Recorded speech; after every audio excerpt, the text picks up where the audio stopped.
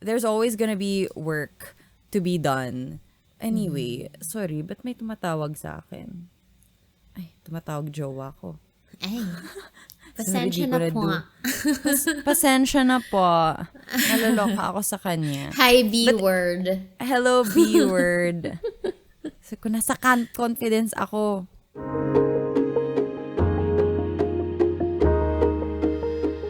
Hello, everybody, and welcome back to another episode of Camp Confidence Radio.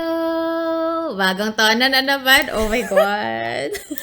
Meron na siyang tono. Sino ba siya? Who is she? She's a singer madam. now. Oh my Hello, gosh. madam. Hello, And Madam mga madam Hoods. natin. Oh my gosh. Finally. So, update po. TikToker na siya. Alam niya na yung mga trends. Oh my gosh, ang saya-saya ko. Me too! We did it So- despite the time zone. I know. Nasaan ka, Madam Main, ngayon? Para sa ating mga listeners. Yes, mga madam, for those of you who have not been updated yet, kahit na oversharer ako on social media, I am in Madrid, Spain, sa kalagitnaan ng summer, so I am 6 hours behind.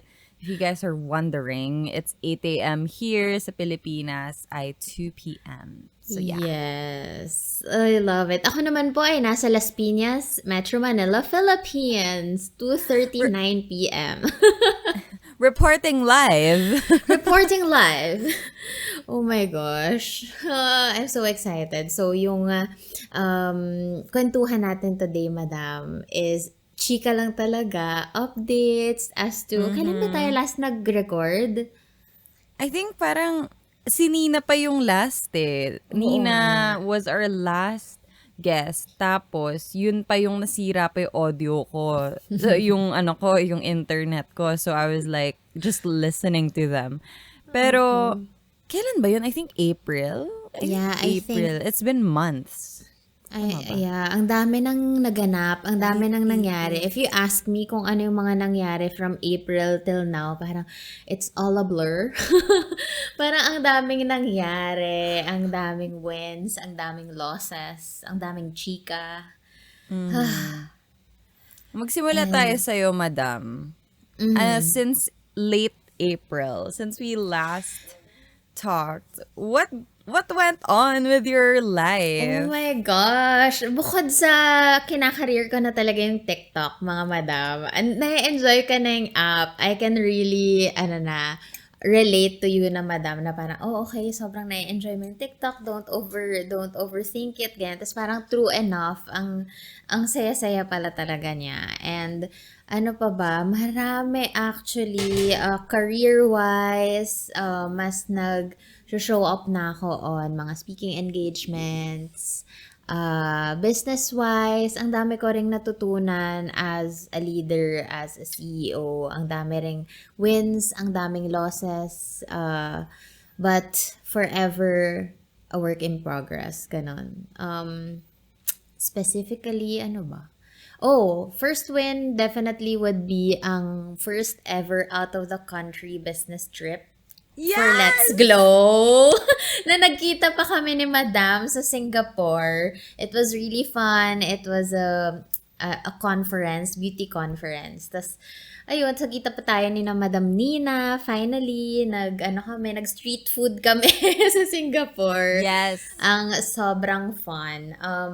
Actually, yon on top of my head. Ichichika ko ulit later pag meron ako ulit na alala.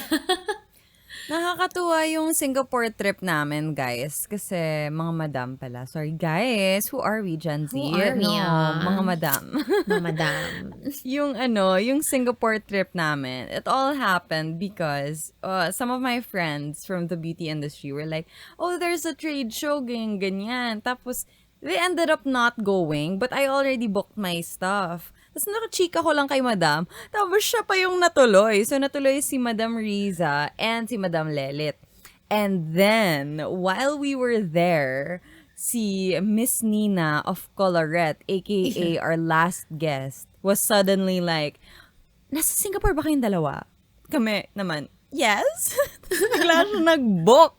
Oo. So, ayun.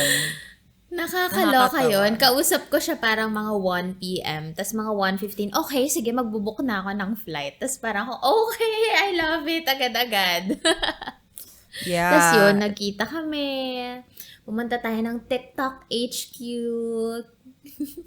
Yeah, Super we went to fun. the TikTok regional HQ. Super nakakatuwa yun because I felt like we are going back to face-to-face stuff. But more importantly, parang na-validate yung I mean, yung pagka-TikToker natin. It was really nice. They were amazing. They toured us Mhm. around.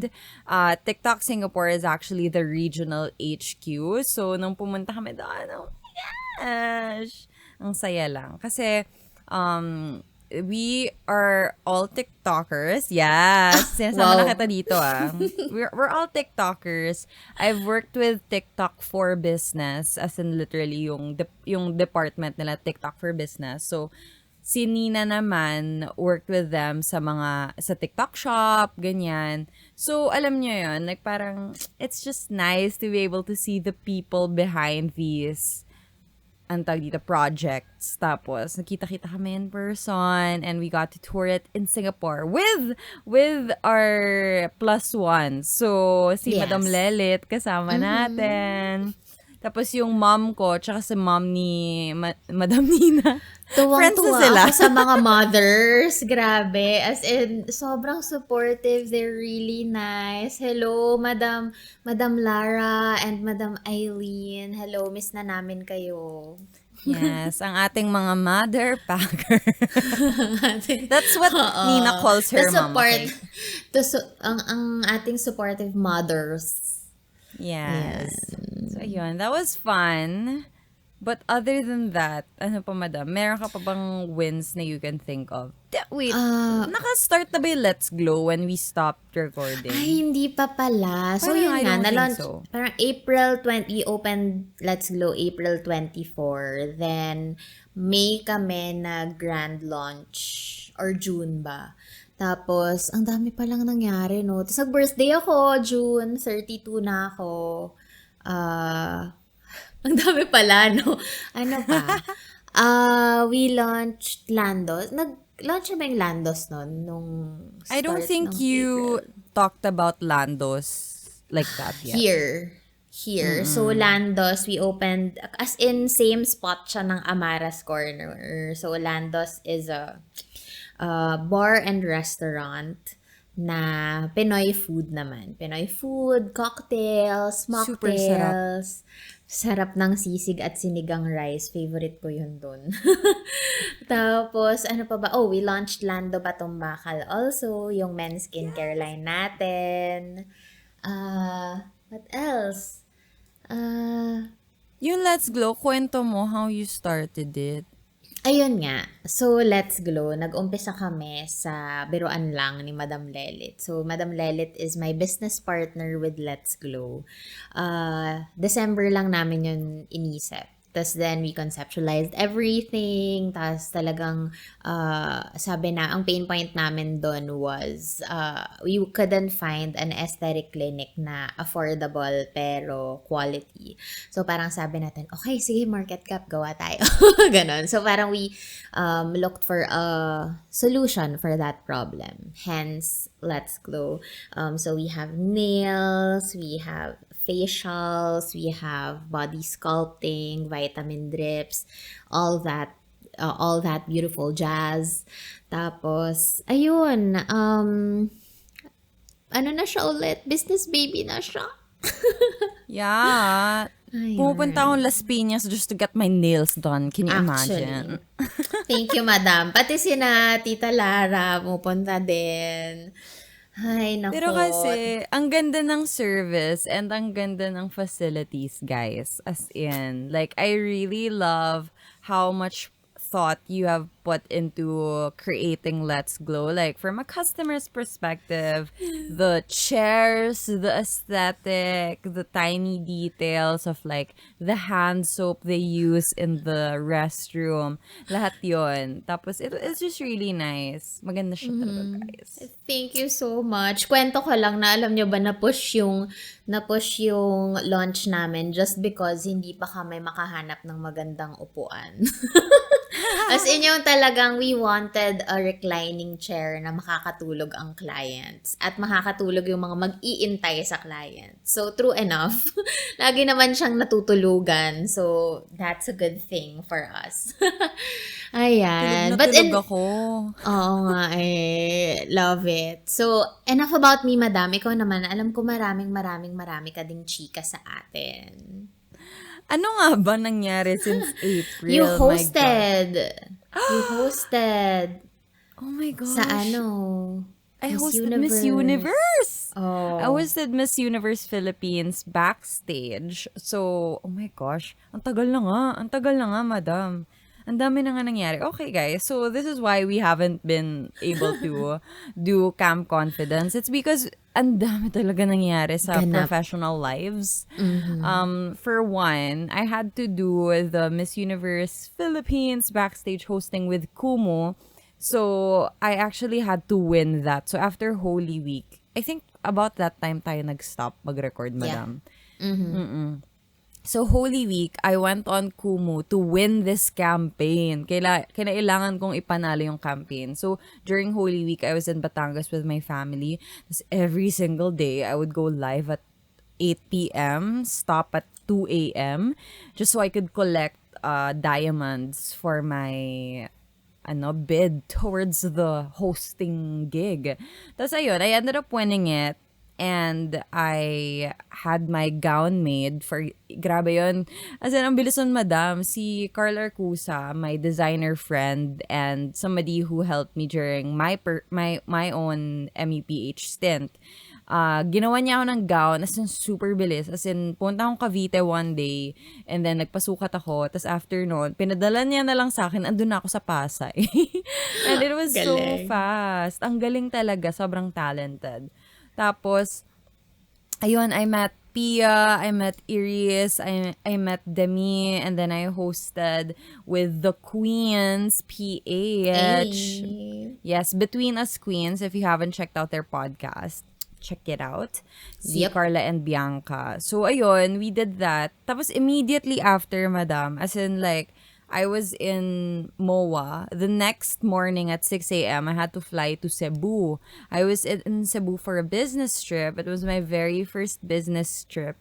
I realized ever, as in my first business trip ever. Sa Kalakwatsera ko, ngayon lang ako nagka-business trip. Pero, ayun. So, I gave a talk in Cebu for Buy Social. Tapos, after that talk, I stayed for one more day, tapos umuwi ako. And then, sunod-sunod na yun, madam. Kaya hindi kayo makapag-record because after Cebu, I went to Siargao with my team. So, andun si Simon, si Yish, si Madam Beth. Tapos, after ng Siargao, I went to Boracay with my sister and our boyfriends. So, after ng Boracay, nag-Singapore naman yung trip natin. And it was also fast. So, to be fair, guys, I was working in between. Like, don't get me wrong. Hostings. I was hosting a lot of events. I was working on Caillou, of course. We are developing a couple of new products. Very excited about that. And then finally, andito na ako sa Spain. So, alam niyo yun. Ang bilis ng pangyayari. Madam, naalala ko, simultaneous mo ginagawa yung rehearsals mo for Miss You hosting, tas meron ka pang Morena the Label Caillou Beauty Bazaar. Oh my gosh, tell me about it. See, Grabe. I don't even remember that. But yes, habang nangyayari yung mga yon, I had our second bazaar. So it was at SMX Convention Center, which is across MOA. So I would have rehearsals for MEPH. And then I also had to set up that morning for the bazaar, yung Trendsetters Bazaar ng Caillou and Morena. So, ay, naloka talaga ako noon. I checked in sa isang Airbnb sa Pasay so I could be there. Pero syempre yung team ko, I had to meet them at like 7 a.m. Shout out to Simon, Ate Sally, and Arvin, and Kuya Alan, of course. So, ayun. Pero sobrang, I feel very blessed, madam, because it's a good problem to have. Like, at the end of the day, I keep thinking about all the times na I was wishing I had these problems, you know? Totoo. Parang, the thing is kasi, you're always gonna have problems, but it has to be, the thing is, you need to pick the struggles you're gonna be happy about. So ako, honestly, like, even though it was a struggle to have everything line up, the schedule ganyan, I'm very, very happy na I get to have these so-called struggles na my struggle was to be able to meet my team on time sa bazaar. I mean, to have a team at all. Remember, Exactly. at one point, I was a solo entrepreneur and it was difficult. At one point, wala akong driver, wala si Kuya Alan, so I had to do everything Oo. myself. So, ang saya lang na parang, oh, I got to do that, finally. It's really nice. Tapos, I got to meet a lot of our customers kasi before, 'di ba, ang tagal kong online entrepreneur and I never really got to meet our clients. So finally during the bazaars, kahit na haggard, like ang saya ma-meet and makakuha ng feedback in person. It's so nice. Tapos ayun pa pala, Totoo. madam, we had an event for for Morena the Morena. Label. Kasi, one of my, ang tawag ko dun? Like, V. coworkers. Yeah, oo. Team. Like, Morena team team. pa rin. Yun. One of my team members from Morena, si Mai. I've been working with her since 2020, I think, or 2021. Basta pretty, like, mga magto 2 years na. She's always been based in Tacloban. Tapos for the first time, she flew to Manila. Tapos ako naman, being the budol girl, I was like, okay, let's make this Manila trip. Let's do everything in this Manila trip. So, we had some of our other freelancers, yung part-timers namin. Kasi I used to have like an internship program. So, tatlo sila. Si, so, tatlong interns before. Pero, so they were still studying, ganyan. Pero, once I decided, okay, parang we need more accountability, ganyan. So, for the team, we decided to convert them into part-timers. So, they started freelancing for us. So, two of them, si Iya and si Danny, they also went to Manila during the time Mai was here. So it was so fun because I got them an Airbnb. They had like a Morena the Label house. Tapos, Love it. we had a shoot sa Studio Segi. It's also the studio where Jeyo, our graphic designer, works. So, parang we got everyone together. We had the team shoot. Syempre Simon was also there. Tapos we also did an event. So it was called Kwentong Kayumanggi, which basically was a panel about the Kayumanggi experience. We invited two of our Moreno creators. We have Juro Ongkiko and Marge Maroquet, who I went to high school with, if you don't know that. I Oh, went to I high didn't school know with Marge. that. I love Yeah! her. Hi, Marge. Hello. I follow The you on beauty TikTok. I'm a guru. fan. Yeah.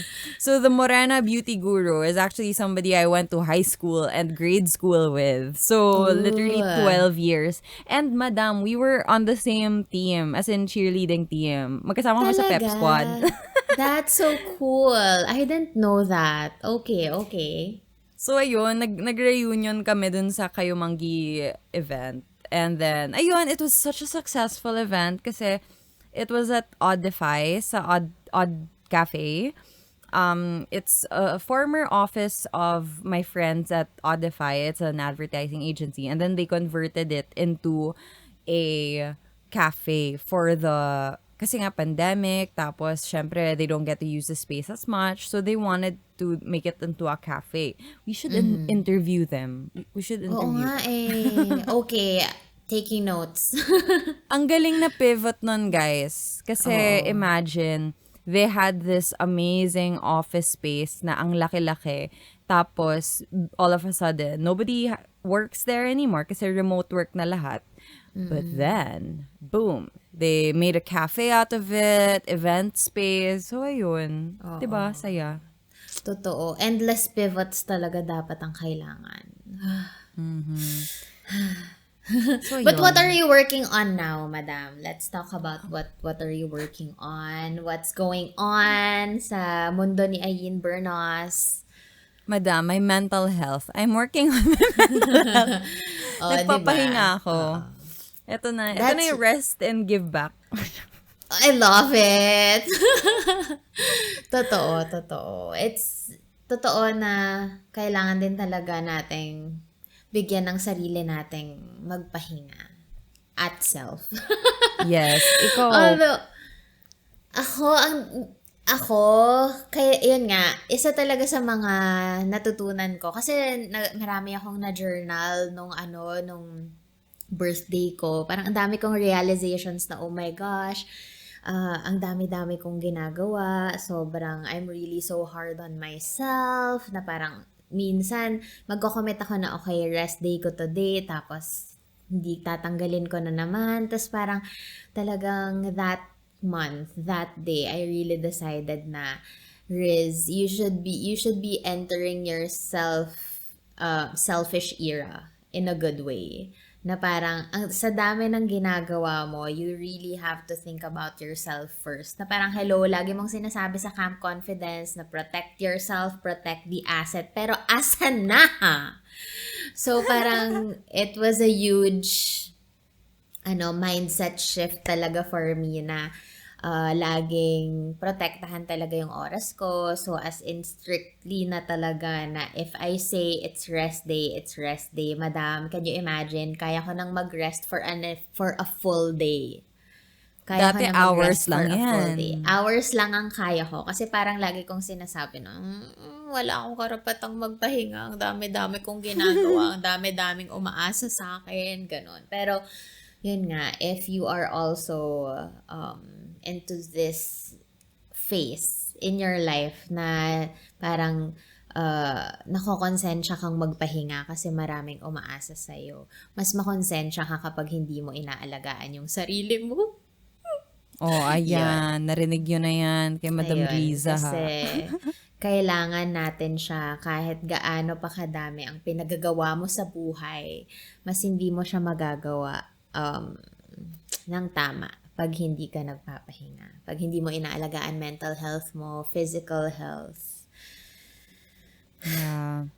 I think also that talks about sustainability. How are you gonna do this for a long time if konting iyak ka na sa toilet, Totoo, diba? konting manage ka lang.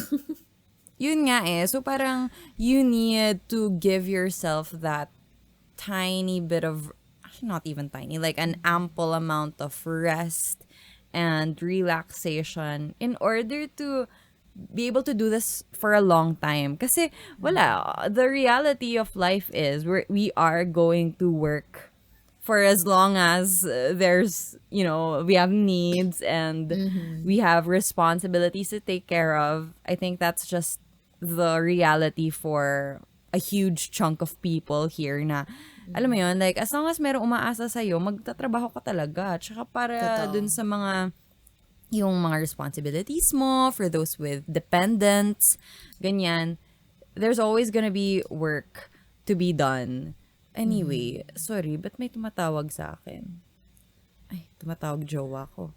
Ay, Sorry, pasensya di ko na po. Pasensya na po. Naloloka ako sa kanya. Hi, B-word. Hello, B-word. So, kung nasa camp confidence ako. Nasa camp confidence ako. Ayan, okay, anyway. Si Josh nga rin eh, parang sabi niya, sabi ko, wait lang, BRB, Camp Confidence Recording. Sabi, oh my gosh, it's been a long while. I know. It's been a long while, I Josh. know, right? But we're back. Ayun. We're back. Hindi na siya Yeah, sanay we're eh. Kasi back. before, madam, when we were recording, as in 10 a.m. Wednesday, hindi niya talaga ako guguluhin. Kasi he knows, Alam camp niya. confidence time. Ngayon, hindi niya alam. Sinabi ko kagabi, hindi pa siya sanay. Anyway. True. Ayan. Ayan. So, nasa na nga ba tayo? Going back. Sa habang may umaasa sa'yo. Yes. Kailangan But also, mo. madam, ito pala, another reason why I wanted to spend time in Spain was because number one, I now have pamangkin sa kaibigan. It's my first pamangkin sa kaibigan ever. Kasi all of Love my it. friends are either single women or busy women na, alam mo yon, mga babies, mga brands nila. So, Yeah. Janica is the very, very first friend that I have who has a baby. So, I'm like, oh my gosh, I gotta Wow. meet this kid. Tapos, ayun. So, that was number one. I really wanted to meet Baby K. And by the way, madam, pinapakinggan tayo ni Janica. Hi, She listens to Janica. every single Cam Confidence episode. I was so shocked. OG Madam. OG madam talaga. I was shocked kasi she was like, I think you stop at episode, tas sinabi niya yung number. And I'm like, I don't even know what number. Like, I don't know the numbers. Like, and she knows the numbers of our episodes. So she was like, nag-stop daw yung Camp Confidence listening niya nung nanganak siya or something like that. I forget. But anyway, so ayun, pag naglilinis daw siya, pinapakinggan niya tayo. Actually, So, ibang ayun. friends ko din laging sinasabi, ano ba yan? Wala pang bagong episode. Paulit-ulit ko na tatapos yung pinapakinggan pose. yung mga episodes nyo. Eto na po, nagbabalik na po kaming muli. Ayan. Ako naman, Tapos- current projects. Current projects ko Dami. is yung, hindi naman, yung furniture brand, yung Kasha Lifestyle. That's number one. Number two is, eto na, hindi ko pa ito nakikwento, madam. Kasi yun nga, since nagtatanong kayo about yung mga mastermind, yung mga, Miss Rizza, kailan ka ba magme-mentor? Miss Rizza, when are you having your masterclass? Ganyan.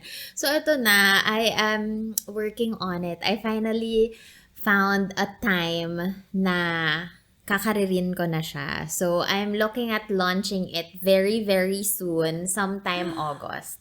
So, I'll talk about branding, community Madam, that's building. next month. I'm working on it. Yes. So, baka next week lumabas yung mga teasers and videos and content I am creating. So, ayan. I hope I could get your support also, madams, for the course. And face-to-face siya. Pero mayroon ding option na mag-Zoom. Mag-Zoom Oh my class. gosh. So, ayun. Exciting! Exciting! Madam, kailan yung face-to-face? I'm looking at baka, second or third week of August. Let's see. Second. Okay, so obviously, I won't be able to make it. I'll still be in Spain.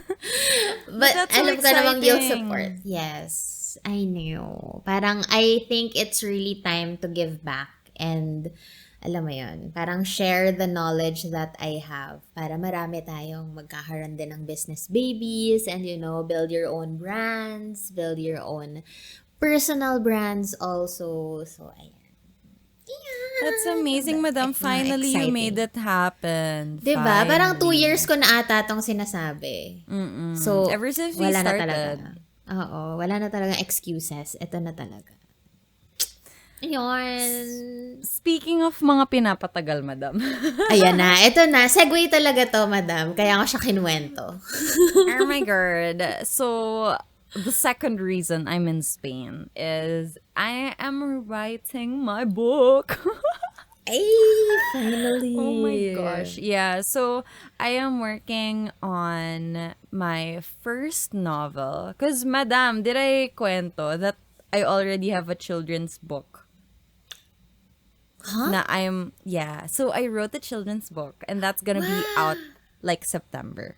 Oh my gosh! Hindi mo pa yun nakwento. I'm so happy for you. I'm So so proud of ayun, you. madams, you are the first to know. So this is going to be out this September. It's tapos na yung writing part. It's all production and the design, the illustrations. And it's gonna be done by a very good friend of mine from high school as well. Tapos for a long time when we were growing up, I kept telling her like, if I have a book, you're gonna illustrate it, okay? Ganyan.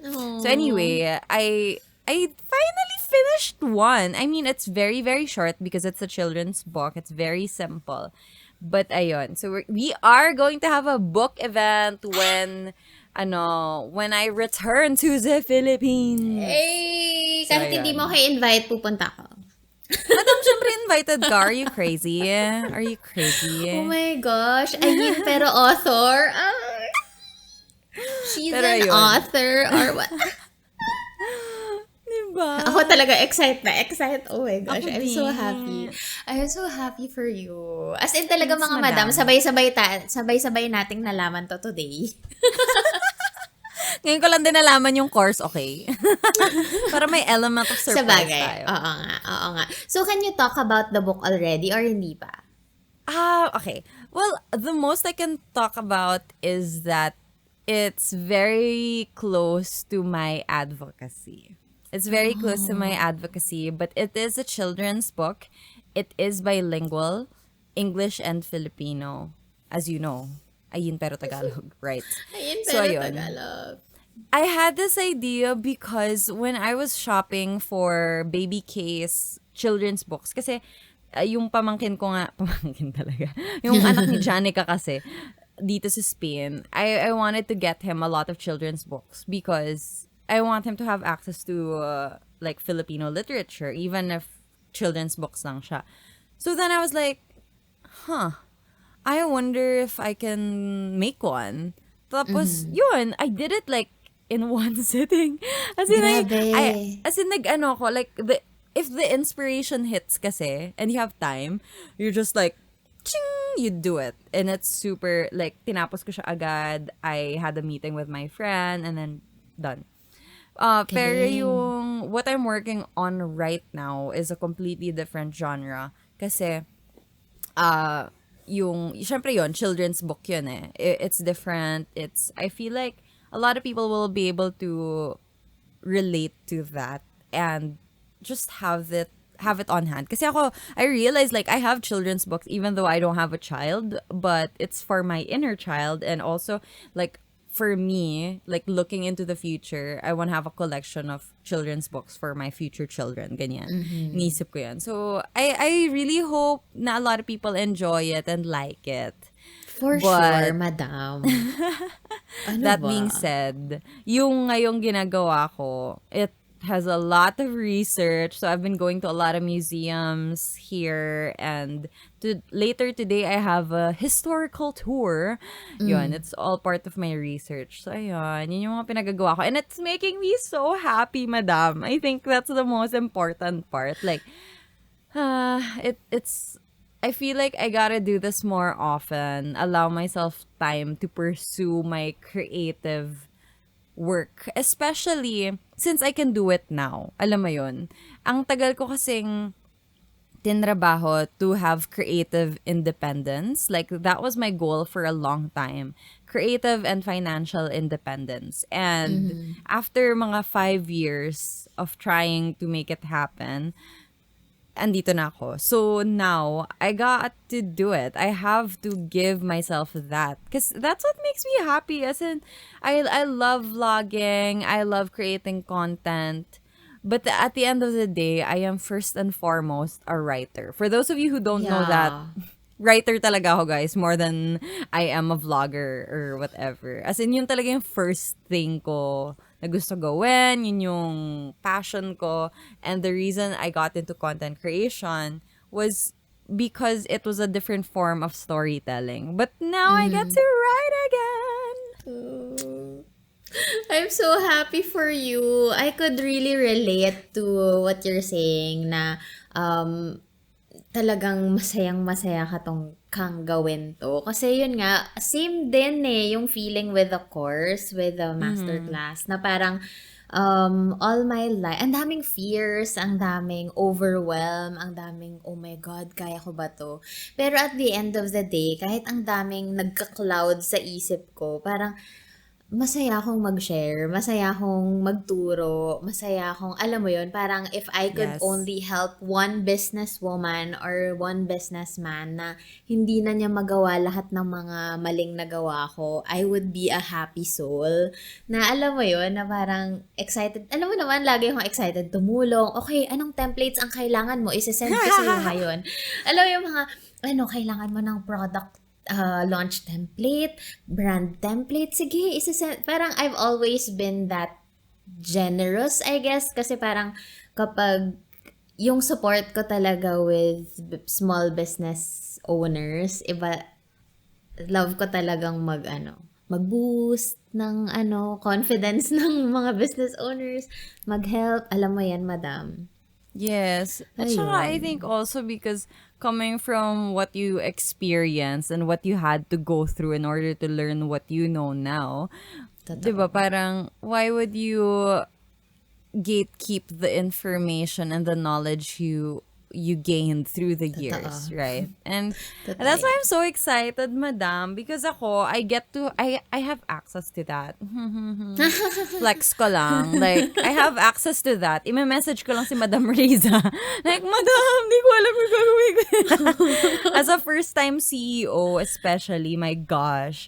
Like, I Mhm. mean, I've been working on Marena for a long time. Pero with Caillou kasi, it's a completely different ball game.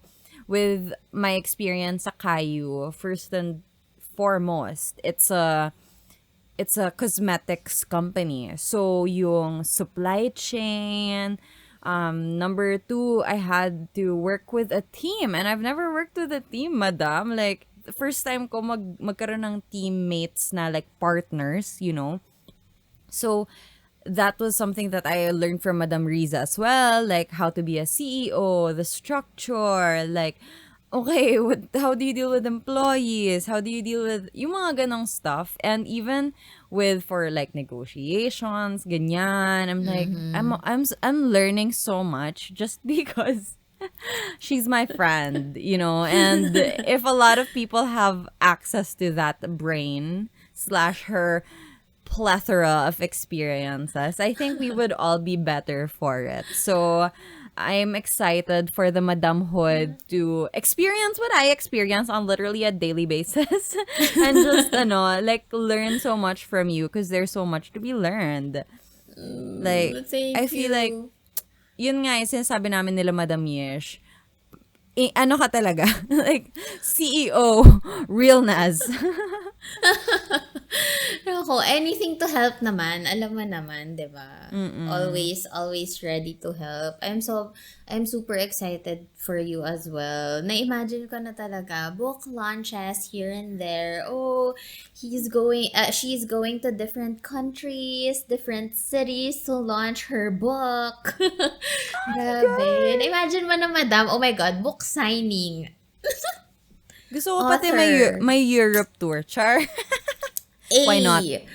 Tapos merong ano tawag dito, mga book reading.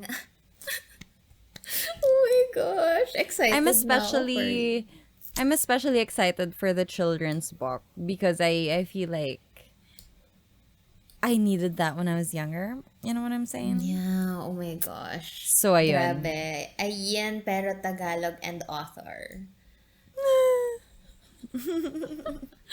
Oh my gosh, I'm Hi, so... lifelong dream, lifelong dream. The next dream after this is to be a trophy wife. Charot! Truth. Gusto ko lang mag-yoga ng mag-yoga every day without thinking about anything. Gusto kong gusto ko lang magsulat. I want to sit down in my little writing nook, have coffee, and then I guess check on the kids sometimes. Char. Ay! Ay, nako. Pero, ayun. Matagal pa, madam. Sabi ko sa akin, I actually had a little, parang, restructuring of my goals and dreams. Kasi, yun, madam, I think one thing people don't talk to you about, like, people don't tell you when you're pursuing your dream. Once you get it, sometimes it's hard to move forward. Kasi, madam, like, okay, for Minsan, example, what's next?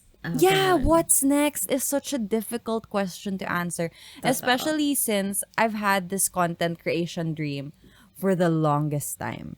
And I mean, like, of course, nangarap ako. I thought it was gonna happen at one point. But I never really imagined at which point in my life will it happen. I thought it was always gonna be me chasing, chasing, chasing. But then, as you know, TikTok happened, it blew up, I joined Miss Universe, I met Yish as a manager. So it became like a full-time career and I'm like, what's next? I literally had no idea what to do. So that's one of the things that I had to do again, like really ask myself, ano bang purpose nito? Because at the end of the day, like we have goals, yes, but what's your why? And nawalan ako ng why, madam, because my why for the longest time was chasing this dream and like creative independence was my why. But now that I had it, I'm like, well, what's next? As in, hindi ko talaga alam.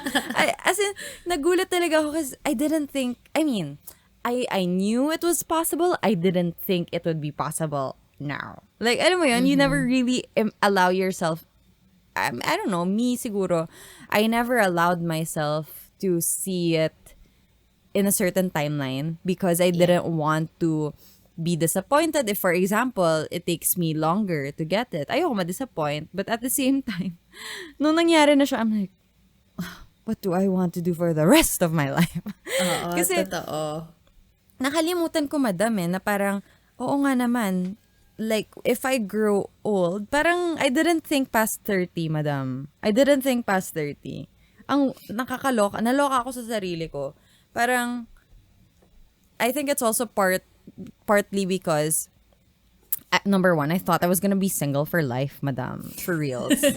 Sino nakaka-relate dito? Akala ko talaga I was gonna be single forever.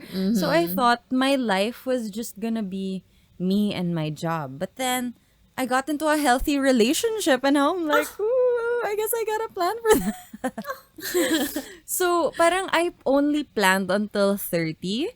And my 30 could, by 30, I mean like I could extend, diba? Ganyan. Pero my plans, like when I looked at my manifesto, remember guys, we wrote our manifestos, ganyan. My manifesto was only about my work, my career.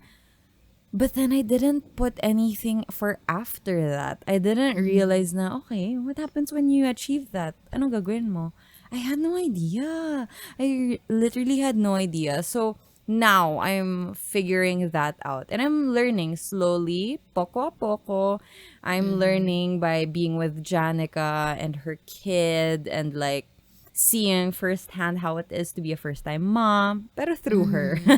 Yeah. And then like seeing what other goals I have, seeing what financial goals I have. Kasi syempre, like, yung mga sinet ko sa sarili ko, it's more for stability. I just wanted Right. stability. Pero ano yung long-term goals ko? Ano yung investments na gusto ko gawin? Ano yung yung parang safeguard ko for my future? I didn't really think about that because I didn't think past 30. I was like, whatever. I just want to be independent. But once I was, I'm like, what's next? So, ayan. That is the question. So, guys. Totoo. I guess that's also the beauty of always being open to change, of always being open to asking the question, what's next? Kasi minsan yun nga, yung sometimes, kapag kunwari hindi ka very mindful of your thoughts, parang sobrang ma-overwhelm ka na parang, okay, natupad ko na yung pangarap ko. I'm so grateful about that. Pero ano yung sunod na gagawin ko sa buhay ko? But if you take a deep breath, and isipin mo talaga na parang always still be in a grateful state na okay, nandito na ako. At least I get to makakagawa ako ng panibagong pangarap. Ganon. So Yes. I guess wag lang natin i-pressure yung sarili natin to always answer the question anong sunod. Kasi siguro andito ka na, nasa pangarap ka na, natupad mo siya. I think enjoyin mo lang as of now. Kasi matagal mo tong pinaghirapan, madam. Ilang taon mo tong inintay. Ilang taon mo din tong sinerapy. So, Yeah. 'di ba, now that you're here, I guess, deserve ni madam. Sobrang deserve. Kung ano man yung Thank na you. kukuha mong blessings as of the moment. Lahat to minanifest mo, minanifest namin para sa'yo. So, alam mo yun. I think, madam, I got used to the feeling of struggle. Alam mo yun? Of striving. Kasi parang to me, striving has a lot of honor to it. Like if you're striving towards something, it means you're working hard, it means you're doing your best, it means you're always recalibrating and figuring out, okay, how can I do this better? How can I make this work for me? And I always say that, 'di ba, na parang ask that question, how can I make this work for me? And now it worked. And now So I guess, I think what I learned from this experience is that you need to zoom out a little further and actually believe that you can make things happen. So hindi ka magugulat pag nangyari siya. Like, be ready to accept the fruits of your labor. As in, when it shows up, like, embrace it and know what to do with yourself. Kasi ako, I was like, like, Totoo. Ito na yun. like, Tsaka ano okay. din, one thing I also learned is that you don't need to feel guilty about what you currently have right now. Kasi, again, pinaghirapan mo yan. Finigure out mo kung paano ka mapupunta dyan. And I guess it's just really time to enjoy it and bask doon sa idea na andito na ako. Ganun. So, I guess, yan. Don't ever, discount your struggle. Don't ever feel na, bakit andito ako, pero yung iba hindi.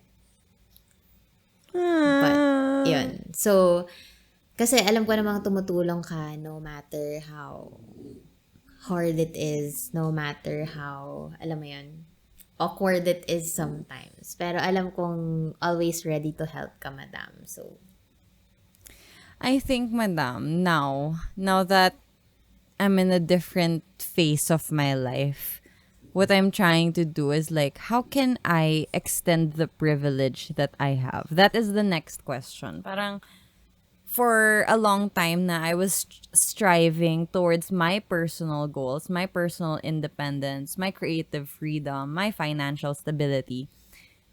After that, the question is, how can I extend it so others can benefit from it? I think that's the question that I'm sobrang, trying to figure out while at the same time being able to sustain what I have. Kasi hindi rin pwedeng give, give, give and then ubos ka na, diba? yeah. So, parang that's what I'm trying to currently wrap my head around. Like, I've been journaling a lot. I've been working on it a lot in terms of planning as a planner, Pero, iniisip ko, okay, how can this be a sustainable thing in terms of like my lifetime? Para tuloy-tuloy lang siya, pero at the same time, it grows enough so that hindi lang ako and yung malapit sa akin yung nakaka-benefit. That is the current question that we are figuring out, at least for me. And like we always say here, we are constantly a work in progress. And I think Yeah. the fact that we have new things to think about, new purposes, new things to ponder, I think it's also a blessing. And Now that I've recorded another episode of Camp Confidence, parang na-enlighten na naman ako. So, meron akong gagawin journaling after this. Samesies. As usual, very enlightening. Chumika, Totoo. this is therapy. I know, right? Thank you, mga madams. Ayun, I Thank hope you you could for... also share kung ano yung mga chika nyo about that, realizations, ano yung current struggle nyo, or ano yung mga dreams maybe na na-achieve nyo so far. So far. And, ang sarap sa feeling, parang, Bumalik tayo dun. oo So nga, nice. Mga I madam, let know. us know. Tag us on Instagram at Camp Confidence Radio, at Bernos, and at Rizza Lana. And then we want to hear from you guys. We want to know what's going on with you because it's been a while. Thank you for listening to our updates, life updates namin, and existential crisis. Yes, Rose. Ayan. Anyway, guys, yun na ba yun? I think that's our episode for today. Yeah. Nagchikahan lang talaga kami. Anyway, Trubricks. thank Love you guys for listening. We'll Thanks, see you on the madams. next one. Bye. Bye.